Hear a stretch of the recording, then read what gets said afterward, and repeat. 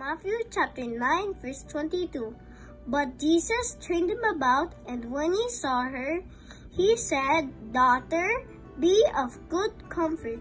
Thy faith hath made thee whole. And the woman was made whole. Matthew chapter 9 verse 22. Matthew chapter 9 verse 22. But Jesus turned him about, and when he saw her, he said, Be daughter of good comfort, thy faith hath made thee whole. And the woman was made whole. Matthew chapter 9 verse 22. Matthew 9:22.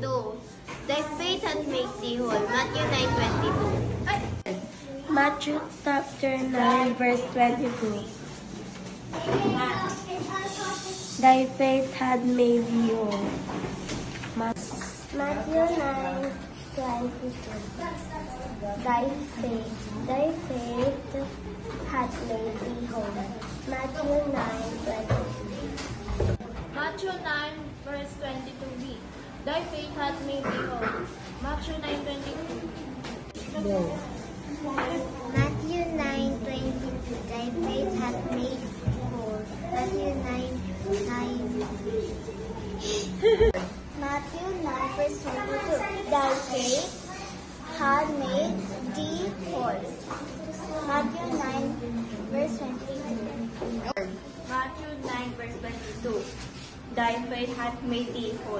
Matthew 9:22. Matthew 9:22b. Thy faith hath made thee whole. Matthew 9:22b. Matthew 9:22. Thy faith hath made thee whole. Matthew 9:22. Matthew 9, Matthew 22. 9:22. Thy faith Thy faith hath made hath made thee thee whole. whole. Matthew 9, Matthew 22. 9:22. Thy faith Thy faith hath made hath made thee whole.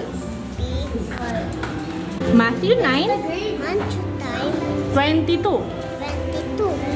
Thy faith Thy faith hath made hath made thee whole.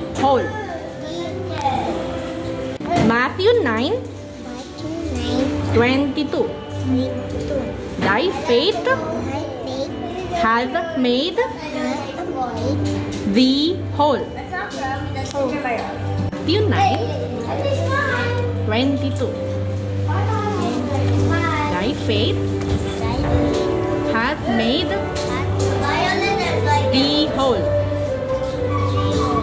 Matthew 9, 22.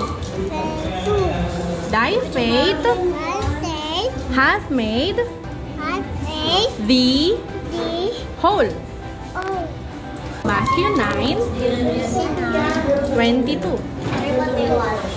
Thy faith hath made thee whole. Matthew 9, 22. Thy faith hath made thee whole. Matthew chapter 9 verse 22. But Jesus turned him about, and when he saw her, he said, Daughter, be to good comfort, thy faith had made thee whole. And the woman was made whole. Matthew chapter 9 verse 22.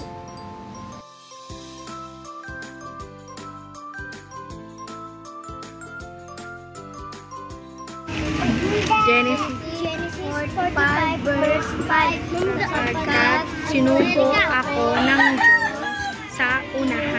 sa unahan ninyo upang Adjust ng buhay.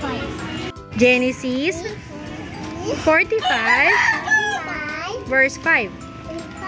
Sapagkat sinugo ako ng Diyos sa unahan ninyo upang mag-adya ng buhay. Genesis 45 verse 5. Sapagkat sinugo ako ng Diyos sa unahan ninyo upang mag-adya ng buhay.